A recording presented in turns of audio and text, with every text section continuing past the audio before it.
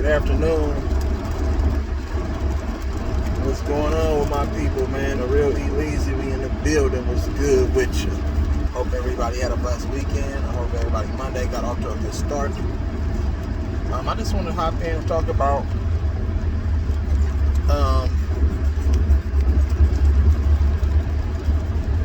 chasing titles, I guess. Let's talk about how certain superstars and certain athletes and organizations become winners. You know what I'm saying? Like, what's the method? Like, what route do these organizations and superstars take to win a championship? You know what I'm saying? Or to reach that elite level? Because it's a lot of chatter about super teams and this and that. If you really want to call it that, back in the day, super teams were formed through draft picks, trades, free agencies. It was different back in the day, obviously, just with, the whole salary cap situation and how the monies was distributed amongst the players. It's nowhere like what it is today. Let's just keep that 100. You know what I'm saying? But the fact that these athletes and these superstars want to play with each other, and they say, man, we can win all these championships, it makes the game and sports whack. It makes it bunk as fuck. Because we want to see the greatest superstars and athletes compete against each other. Now, mind you, I don't fault teams who do it the traditional way and they build a winner. That's why I respect Giannis and Milwaukee Bucks on what they did. Yes, they did add a Chris Middleton, but nobody really knew that Chris Middleton was going to turn into Chris Middleton. Just like on draft night when nobody knew that Klay Thompson, Draymond Green, and Steph Curry would turn into who they turned into. All those other teams, you know what I'm saying, prior to those picks, passed on those guys. You know what I'm saying? So that's why you really have to have an eye for talent, character, and like pretty much tell motherfuckers who will work hard and willing to do whatever it takes to be the greatest at their craft.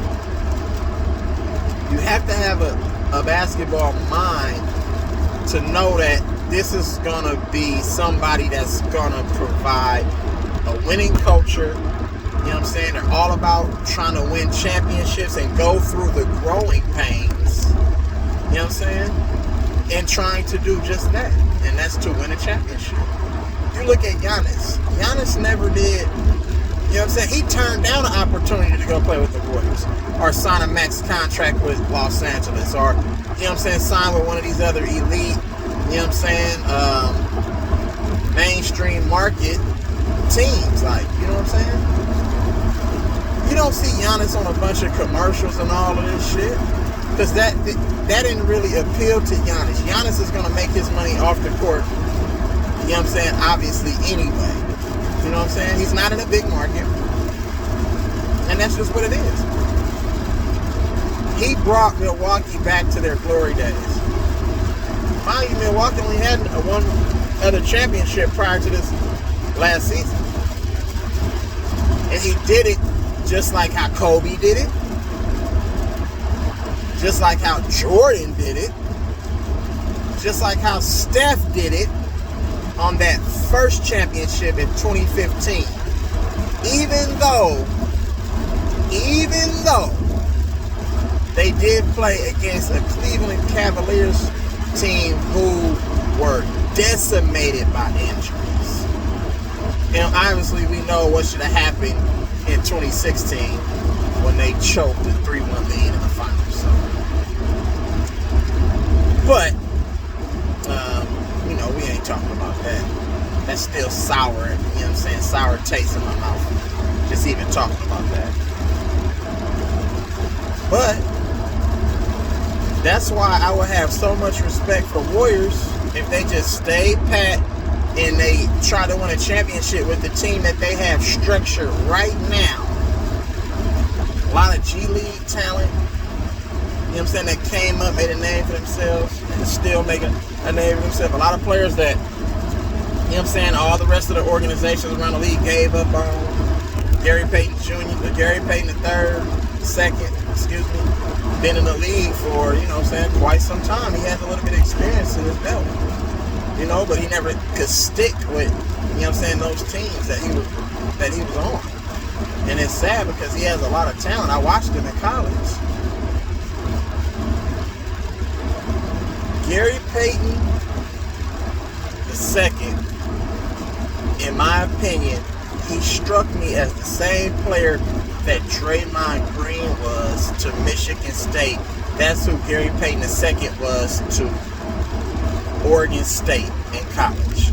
They pretty much was the utility man. They did everything for those teams. You know what I'm saying?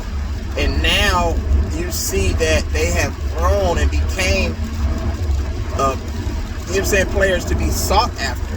You know what I'm saying? Players that help turn a franchise around. You know what I'm saying? Players that rank high in plus minus. You know what I'm saying? And there's a reason for that. So that's what I'm saying. Like, organizations and these teams today, they don't really go after the glue guys and the guys that's going to help build a culture, that's going to, you know, help improve every year. You know what I'm saying? Going to help you put your team in the best possible situation to win and compete for a title. Just look how the Bucks is structured. Giannis had to go through those growing pains. Giannis went through those growing pains. He got beat up. He was getting bounced in the first round. When he first came, he was small, like in stature. He was long, tall, but he was still kind of small. He had to bulk up. Just the same thing with Jordan. You know, same thing happened with Jordan and Kobe. You know what I'm saying? They couldn't withstand the physical beating that other teams was, you know, dishing out. And yeah, Giannis is coming up in a little softer era. But, I mean, that's not his fault. You know what I'm saying? He was born when he was born. He decided to play basketball when he wanted to play basketball. So, but mind you, Giannis put the work in, man. They said he couldn't shoot free throws. They said he couldn't do this. They say he couldn't do that. He didn't really let that define who he was as a basketball player. Giannis knew that, you know what I'm saying, I can do a whole hell of a lot more shit great as opposed to these two things that they're trying to say that I'm deficient in. And then what did he do with that? He worked. He even worked to even correct all his flaws. So now how do you stop somebody who can now post up, take you off the dribble, shoot the jump shot, can hit free throws at a higher success rate than before? How do you stop that? And then he still has his core team together. The Bucks still have an opportunity to become a dynasty in this next 5 to 10 years. Real talk. I'm just saying. And if I was Giannis, I would stand pat. The only way I would go to the Lakers or a big market team, city, is if you're the man and you're not going to join forces with another MVP type candidate. People should be wanting to come play with you in Milwaukee. That's how good Giannis is. But if I was Giannis, I wouldn't want to go play with the Lakers and LeBron James, Anthony Davis, and all of them. I just wouldn't want to do it. I want to beat these motherfuckers. I want to potentially see these motherfuckers in the finals so we can put all the marbles on the table, you know what I'm saying? And we decide who the best. You know what I mean? For legacies, for bragging rights, for barbershop talk, all of that. You know what I'm saying? Top headline. But nobody really talking about Giannis. Nobody really talking about the Bucks like that. Everything is predicated on Steph, KD, and LeBron right now. That's all everybody talking about. They forgot about Motherfucking Phoenix got the best record in the NBA. They forgot about that. They forgot about the Bulls is right there in a conversation. They forgot about Utah. You know what I'm saying? But we talking about everybody else. You don't talk about Donovan Spider Mitchell. You don't talk about motherfucking Devin Book and Chris Paul and Bridges and all them cats. Like, you know what I'm saying? You don't talk about Middleton and what he doing. Multiple All-Star. Gold medal motherfucking champion. Gold medal winner. Come on, man. NBA champion. So, Drew Holiday, like, come on, man. We don't talk about these people. We shine light on everybody else. Because they try to force you who to like. But you got to keep it 100, though, man. The proof is in the pudding. The Bucks, the Suns, the Warriors, they're building a championship caliber team. You know what I'm saying? Don't you think if the Warriors wanted, they could just go get any player they wanted? Who wouldn't want to play with Clay, Steph, Iguodala, Draymond? Who wouldn't want to play there? You seen what happened when KD went over there. You would think that most superstars, damn, this is an easy championship. But certain motherfuckers ain't about that life. Then you got the others, on the other hand, that want to go play with the superstar. They want to go to the top of the rankings. Oh, I got 4 or 5 superstar players. 4 or 5 superstar players. It's like, who wants to play? Who really wants to stack their team like that? Think about it. Think about that. I don't even think that motherfucking Kawhi Leonard wants to play with another superstar player.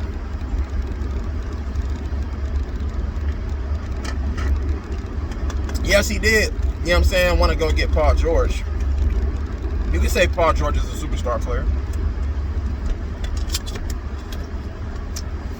Paul George is the Scottie Pippen to Kawhi Leonard's Michael Jordan.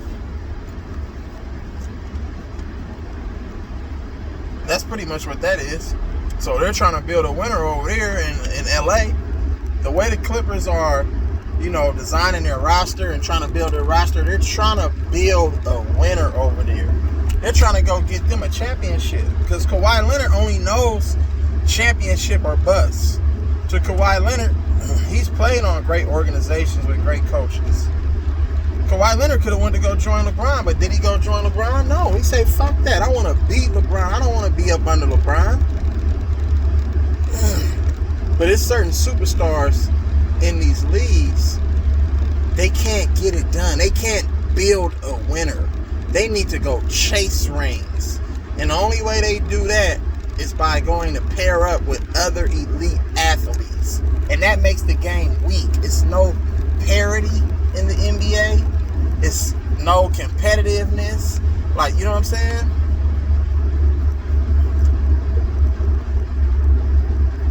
And I respect what Cleveland is doing now. All of a sudden, Cleveland is trying to build a winner over there. High character guys. And shout out to Kevin Love. Kevin Love is staying pat and producing now that he's healthier and he's getting more playing time. He's starting to, you know, come back into his own. Like, you know what I'm saying? The Kevin Love that we seen before all these injuries in Cleveland.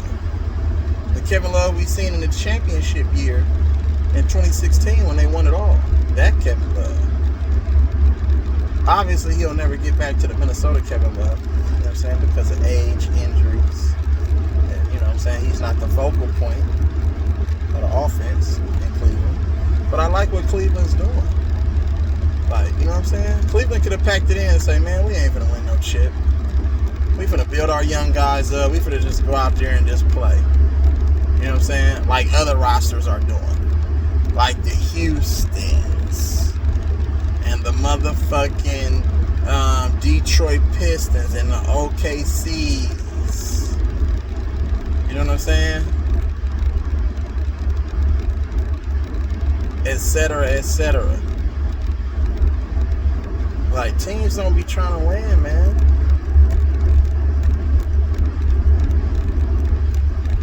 Like, I want to see every team in the NBA try to go after and win a championship with the way that your roster is designed. Fuck that. If you are true competitors like everybody want to be and say they are, you would try to win. You know what I'm saying? With the players that you have. At least try to win. Don't go out there and tank and try to lose until you can get better players through a draft. You know what I'm saying? Or through trades and all this shit. Let the organization handle, you know what I'm saying, the player movement and all that shit. The players need to focus on going to play. Right now, the Lakers, they're the talk of the town. They were the favorites to win the NBA championship along with the Brooklyn Nets, Milwaukee, Golden State, Phoenix. Why the fuck do the Lakers, if they started the year with this roster right now, the way it's designed and built, why do they need to go trade for more pieces? The coach said Trevor Ariza is a big piece. He's coming back from injury. Kendrick Nunn will be back from injury. What else do the Lakers need to win a chip? See, this is all LeBron orchestrated. LeBron needs the shit to be easy to him, because if it takes work,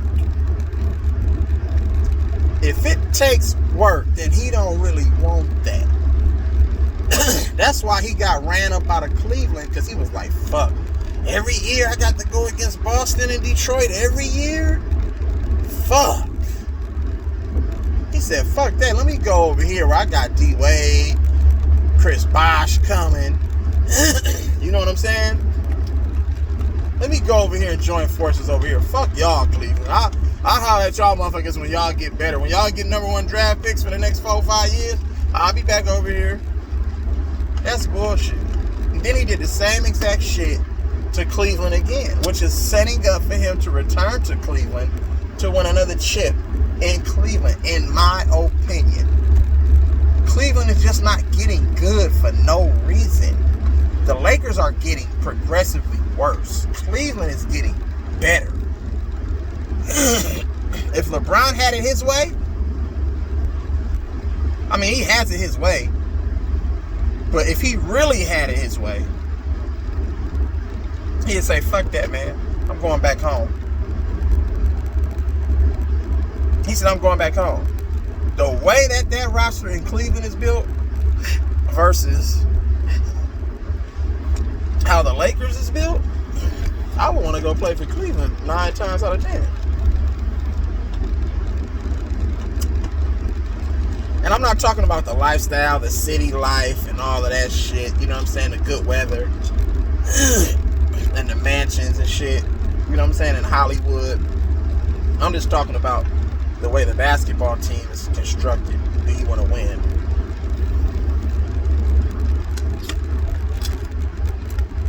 So today, players, they are chasing rings.